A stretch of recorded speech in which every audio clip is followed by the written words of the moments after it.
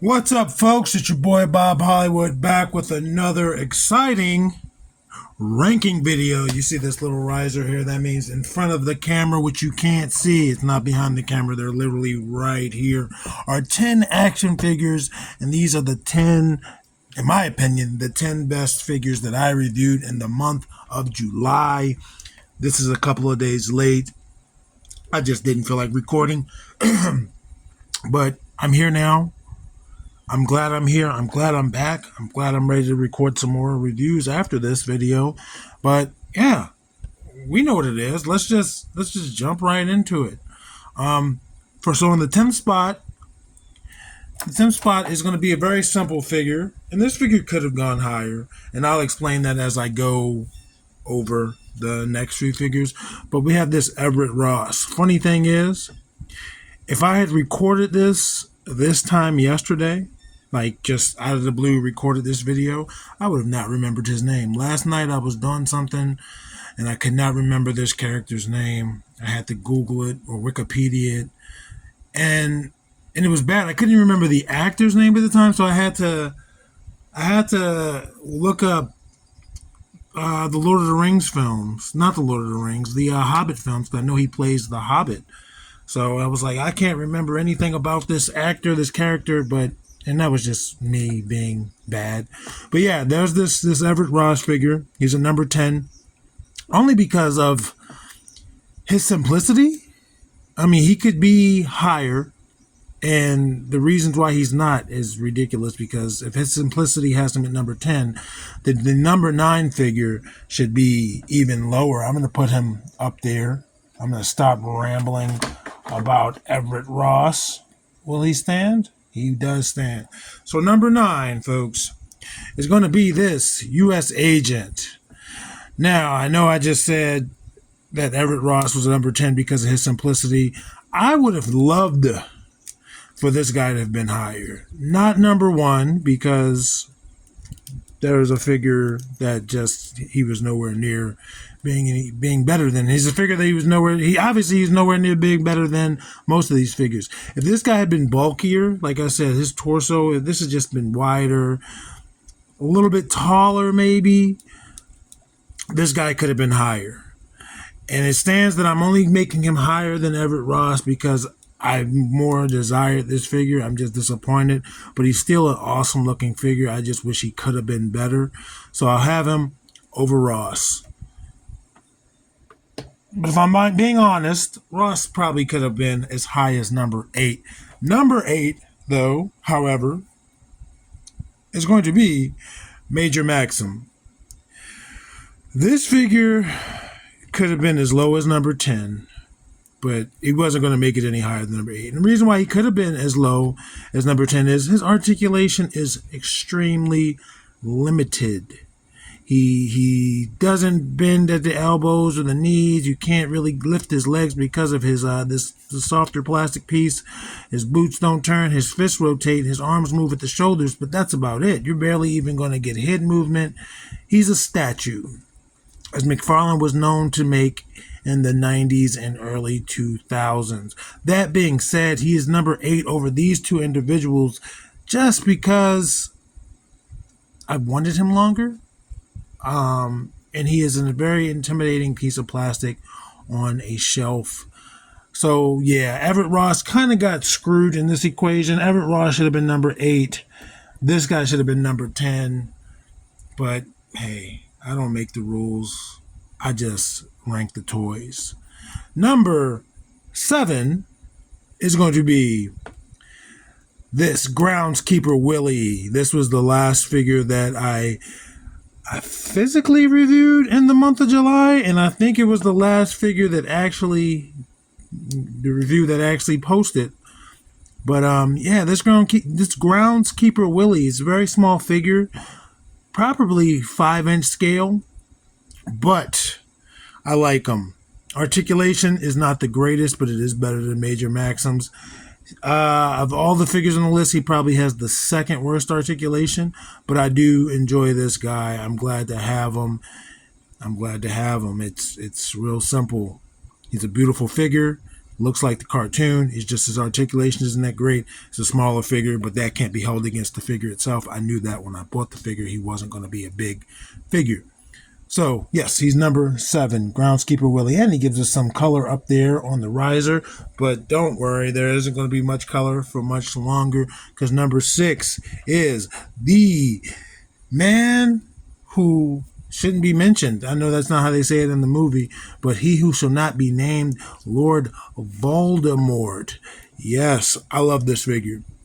I bought this figure on the same day I bought U.S. Agent and Major Maxim and another figure that's on this, 2 other figures that are on this list. But yeah, I bought this figure back at the Merlin Toy Expo in June. I said Merlin. Maryland? I'm from Maryland, but I've never pronounced it as Merlin like that before. I don't know what's going on. But the Maryland Toy Expo, and yeah, he needs his clothes ironed. But I love this Voldemort. His articulation is standard Todd McFarlane articulation for this day and age. So if he had been made in 2001, he would have been articulated like that guy. And this wouldn't have been soft goods. This would have been a softer plastic that would have let him do this to his leg. But instead, he has full range of full range of motion, soft goods, looks like Ray Fiennes. Or if you're just an inner city kid who's reading the name for the first time way back in the day, Ralph Fiennes, and I'm lying because I pronounced it like that when I was an adult. I just didn't know. But yeah, he looks like Ray Fiennes. He looks like Voldemort. He's a pretty big dude, I mean, in terms of stature, but he is smaller. But he's number 6, and he could have been higher. There's nothing wrong with that figure at all. Even though he has, like I said, that McFarlane, those ball joints where the wrists and ankles are. This is pretty much a perfect figure. I just like the figures in front of it more. It's not so much confusion. I just like the figures in front of it more. Starting with number 5, which is going to be Quake. In reality, this could have just been the Shield Agent. I think during the review, I said that I actually like the Shield Agent get up more, you know, with the shorter hair and the white hands and whatnot.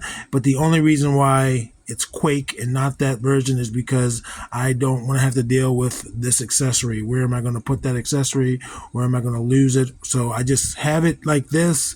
She's going to stay like this unless I need photos of a regular Shield Agent so I don't lose those pieces. But in truth, I did enjoy the look of the regular Shield Agent over Quake. I do love this short haircut. I had the toys out earlier when I was looking for something. I do want to pop this on a Lady J figure to see how that looks on her, but I have not done. But yeah, this is a great figure. Very basic. Unfortunately, there's no spoilers. This is the only female action figure that has made the list this month. But yeah, she looks great. Great articulation. Got her again the same day as these other 3. So that's number 6. That's number 5. Number 4 is going to be this Triple H. Again, I believe this is the first time I reviewed an SHF toy for the show, for the channel. One of a handful of SHF figures that I have. I do not have many. But yeah, of course, he looks good. They make their figures look good. His articulation is there. Pretty much all the same articulation you would get in a Marvel Legends or so. It's just the actual engineering is a little bit different. So his knees look different. He's got a little bit of his legs and everything. They look different, but it's modern. Actually, probably better articulation. But he's a little bit smaller. He's smaller than a WWE figure. Than a Mattel WWE figure. And that's fine. Different line. SHF makes closer to true 6-inch figures, maybe slightly smaller. I don't remember my size comparisons. Let's do it.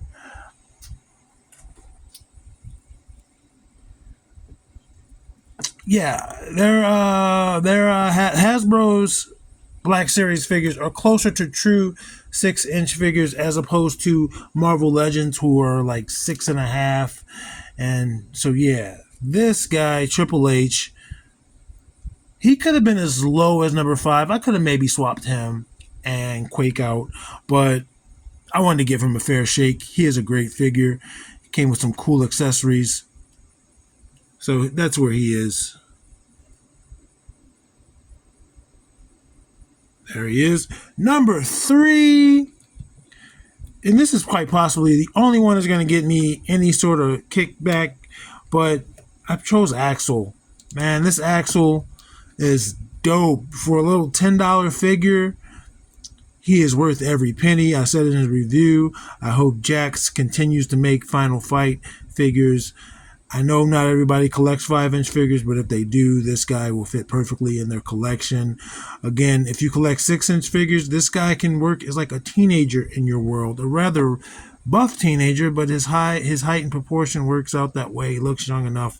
So if he had a beard, if he was a character with like a beard or something, probably would have never bought this, but I bought this with the knowledge knowing that he would be smaller than 6-inch figures and he could operate as a teenager. Articulation for a $10 figure is amazing. He has pretty much all the articulation that a Marvel Legends would have for less than half the price, and how Marvel Legends don't even always have butterfly joints. This guy literally has everything except, but he has hinging wrists. He has butterfly joints. He has double jointed knees and arms. He has all the articulation as a modern 6-inch figure would have. He's just a smaller figure, and he looks great. He looks like a good cartoon. This was actually one of the first figures I recorded for the month of July, or in the month of June, and I just bumped him up into July instead of August because I was running behind schedule. That's on me. But I like that figure. Number two, and you hear me gloat about figures in this line, other figures in this line, but it's going to be this Outback. Again, the gray hair and the orange shirt stand out to me. They scream awesome action figure. I love the hair on the wrists. on the forearms. This guy looks good.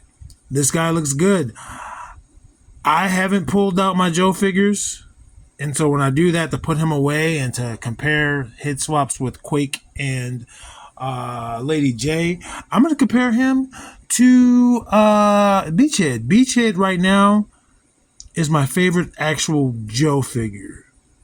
My favorite figure from the line is Destro, but this guy might be better than Beachhead for me.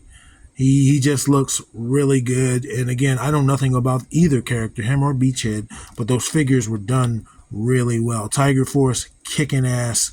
I have not gotten the more modern version of Beachhead. It doesn't interest me as much as the Tiger Force one does, and I have not gotten the non-Tiger Force version of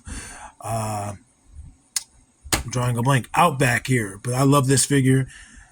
Unfortunately, this is as high as this figure could have gone. This figure could have never gone number 1 in the month of July, because the figure that is number 1 in the month of July was recorded way before any of these other figures, including Axel. And he was recorded for the day that he was, and unfortunately, no one was ever going to beat Roddy Piper. This Piper is amazing. I'm glad to have him in my collection. He's a wonderful figure. You see him now, he's just stripped down to basic ring gear, but this guy came with a kilt. This guy came with a leather jacket, different heads, different hands. Quite a bit of accessories. My only gripe with this figure is he was highly sought after, so I could not find him in stores for the roughly $30 retail price. I bought him online for like $50 on eBay. After I had reviewed him and everything, he started popping up like wildfire in Walmarts. So yeah, or was it Target? I don't remember, but I've seen him a million times in the wild after I bought him. I've seen the Bret Hart, seen others, but it's cool. I really wanted this figure, so I paid the extra money for it. That's what you do when you're a toy collector. Sometimes you pay a little bit more. Sometimes you get lucky and you find stuff like Willie here for retail, I think $13. I was going to pass on them. I was going to be like, I don't need them. I want them. I can get them later. I eBayed his prices while I was in the store, and he was going for like $35. I was like, I will spend this $13. So there, folks, is number 10. This Roddy Piper, again, had to be in the top spot. Outback had to be number 2. Yeah, this list, there are things that could have been swapped around, especially in that top row there. But I think this is a solid standing of where everybody should be. I'm sorry you can't really see Willie or Axel back there with them being behind being behind taller figures. But anyway, folks, that's it. This is the top 10 for the month of July. I will be right back at you. Probably release this on the same day I released the first review for the month of May. And it is what it is. I'm glad you stopped by. Hit that like button for me. Hit that comments. Hit that subscribe. Write some comments. Do you have any of these figures? If you do, what are your thoughts on them? Do you want any of these figures? How are you doing? All you got to do is just tell me how you're doing. And tell me which 10 million plus one. So, action figures speak louder than words.